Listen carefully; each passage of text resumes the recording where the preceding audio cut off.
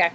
All right, so one of the next methods we are going to look at is case studies. Now, case studies are important because they're a study of one individual in great detail.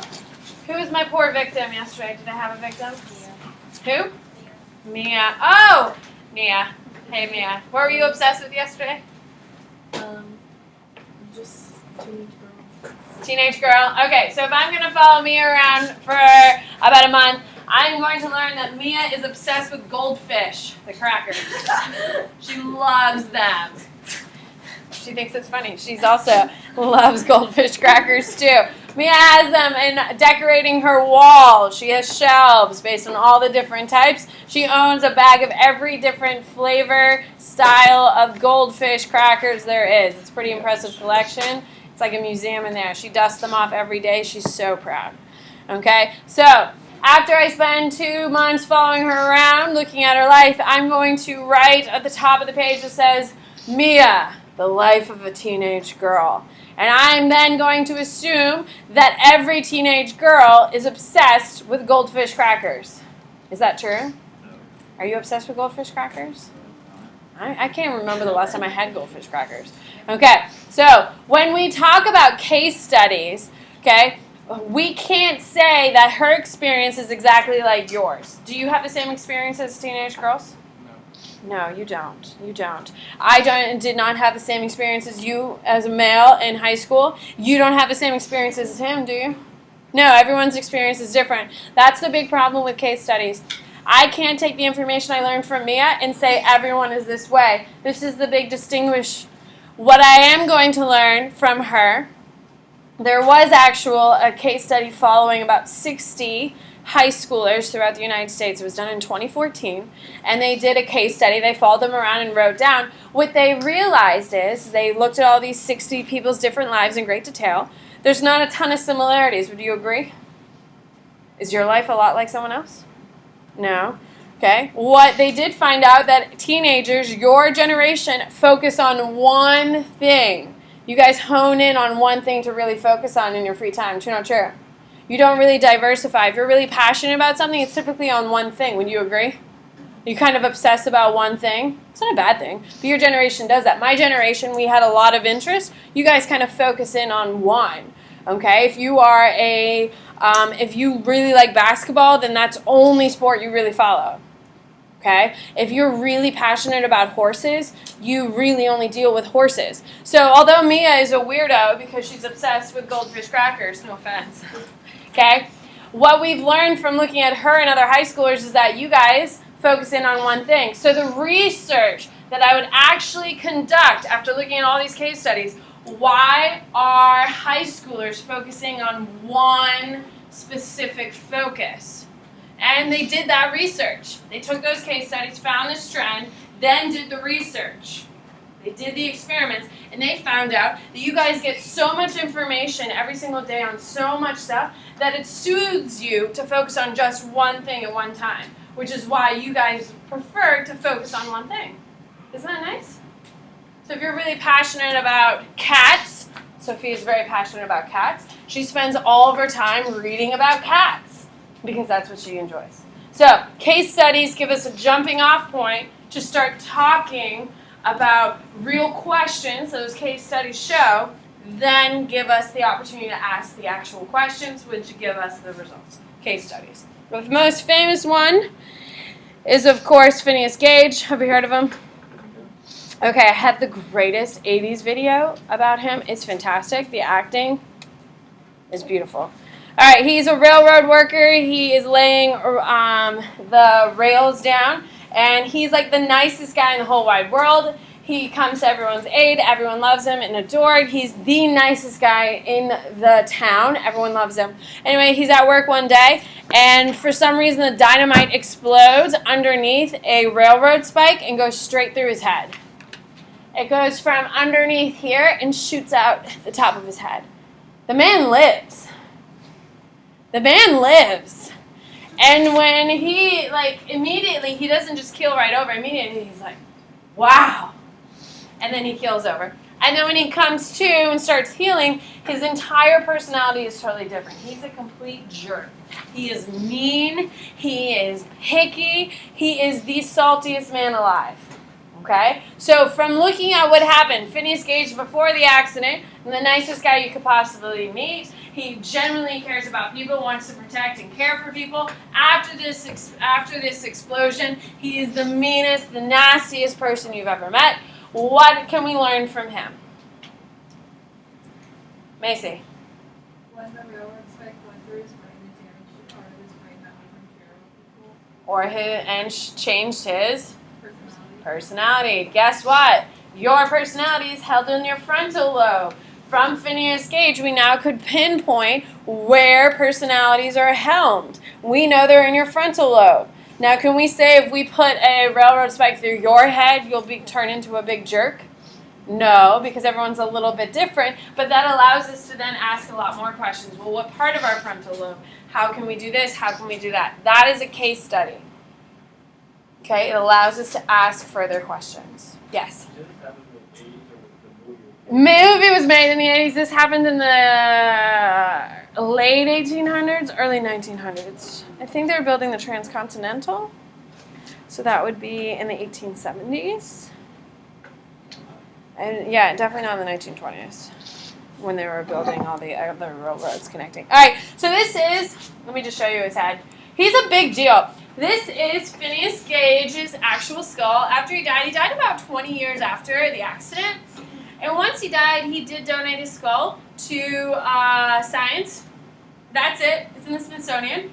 And when he died, they did a molding of him and of his face, what it looked like, and his wound. Pretty cool. It's a big deal. They have the railroad spike too. Yeah, it's in a box. In the movie I show you, they show it. Surveys. Who here has ever filled out a survey? Oh, I hate them so much. Okay, a survey. I would put this in your application. The most commonly used research tool. Most common research tool has the most errors. Okay, who here has ever filled out a survey and literally didn't care, so you just checked every box? You just went straight down. Yes.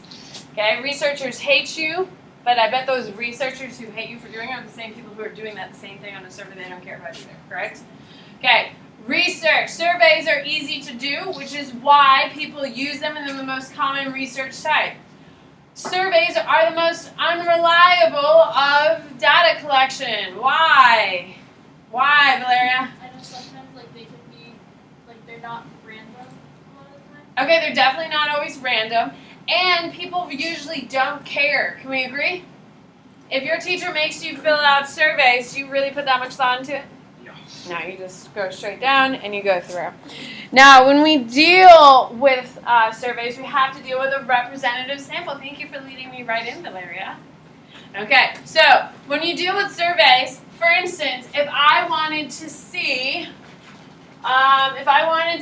if Plan High School students like mayo, I would do a survey. I don't know why mayo. It was the thing of the day. I don't know. I don't eat mayo. It's disgusting. But my husband loves it. You could eat it out of the jar. It's disgusting. He doesn't, because that is so gross on so many levels, but he could. Okay. If I wanted to see if Plan High School students like mayo, should I go around to all 2,300 students and ask, do you like mayo? No. Okay. Do you like mayo? No. Do you like mayo? Yeah. Do you like... No. How waste of a time would that be? Correct? A representative sample saves researchers time. So what they do is they ask people from that population in a smaller group. Okay? So if there's 2,300 people in Plan, we're not going to ask 2,300 people if they like mayo. We'll do a representative sample. A representative sample means it represents the entire population. So if I asked four people right here, do they represent Plan High School? No. 3 people said no. So Valeria, do you like mayo? She said no. Annie said yes. Who here likes mayo? Okay, so seriously, that did not prove anything. Right now it looks 2/3 of Plan does not like it, and right there you were just 50-50. So a representative sample has to be big enough to reflect the population, but small enough to make it easy. So if you had 2,300 people, what do you think would be the number of people that would create a representative sample? Annie? Did you cheat? No. 230. Why 230? Because that's like the scale with 2,000. Yeah, it's 10%. You typically ask about 10% of the population. Okay? So, you'd ask about 230. Is that much more manageable? With that much information being collected, do you think that would give us a good enough information to make assumptions about the 2,300? Absolutely. That's a representative sample. Hopefully you're getting this, people, because it's only going to get more complicated. Okay. Are you okay over here? I don't know. I'm very concerned as well. Okay. So when we talk about surveys, the good thing is we can get large amounts of information. We can study covert behaviors. Okay. Are you going to put your name on something that asks you embarrassing questions? On a survey, do you have to put your name? So you're more likely to be honest? Yes. But are you necessarily going to take your time and actually fill out correctly? No. Okay, people are obviously not always honest. All right, this is where people start getting, having issues once again. So representative sample, that's a little bit tricky. Here we go. Correlation is the measure of a relationship between two things. Correlation is what did I say? Yeah. Hold on. Oh, I don't know what it says on your page. All right, this is what you need to know for correlations. Who here has ever drawn a graph on an X and Y axis?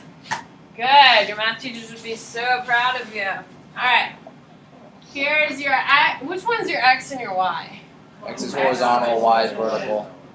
Y is here? Yes. Y is up and down. No, X that's is X. yeah. Okay. You don't need to know that. AP Psych does not care if you know your X and Y axis. I'm just saying. Okay, so you have 3 different types of correlation that you need to know here in AP Psych. Okay? So the first one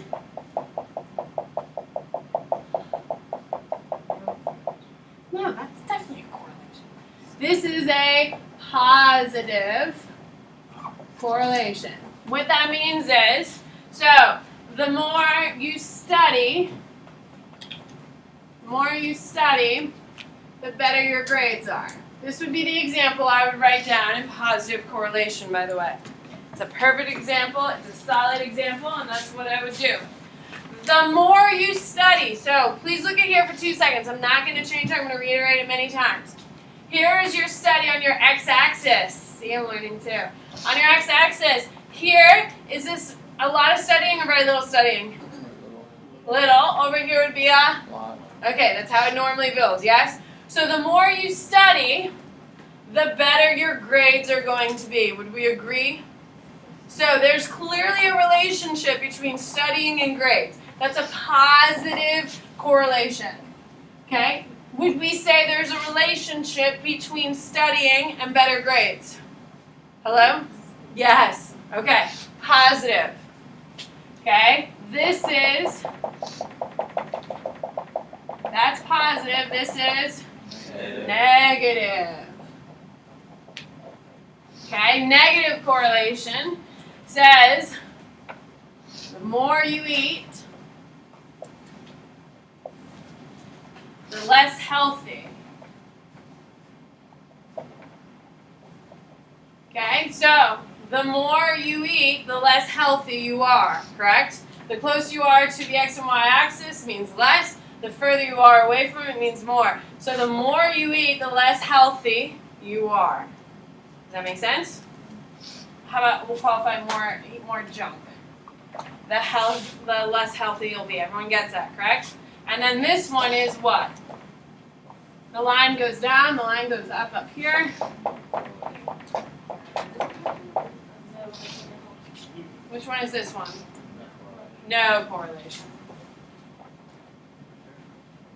No correlation means your GPA has nothing to do with your shoe size. There's no correlation between how big your feet are and your GPA. Okay? All of these are looking at relationships. So, if you're doing an experiment, Which one do you absolutely don't want? No correlation. Sometimes you do want a negative correlation, saying that the more of this causes less of that. So like the more coffee you have, the less sleep you have. Is there a relationship there? It's an inverse relationship. Okay? Then positive is the more Disney movies you watch, the more unrealistic your expectations are about love. Yes? It is very true. Okay? There's no birds that sing to me when I get dressed every morning. Okay? These are your correlations. Any questions on that? Alright, on your whiteboard, here you go. Is it a positive, negative, or no correlation? The more flowers I get from my husband, the more I love him. Positive, negative, or no correlation? Alright, what is it, Mia? Positive. On your whiteboard, please tell me. The more homework I get, the less sleep I have. The more homework I get, the less sleep I get. Good. What is it? What is it? Chris? Negative. Use this. Nope. Why would we be done with whiteboards? I just taught you a major concept, man. On your whiteboard, please tell me, what is it when the more I give my puppy a treat every time he sits, the more likely he is to continue sitting in the elevator? The more treats I give him, the more likely he is to continue doing what I am asking him. What is it, James? Positive. There's a relationship there. On your whiteboard, please tell me, my husband loves fantasy football. Fantasy football means that the weather is sunny. I have no idea. I don't know. Perfect. What is it? What is it, Madison? No correlation. All right, you need to be able to identify. Okay, so when we deal with it, when we deal with correlations, we have positive, negative, and no correlation. A variable, yeah.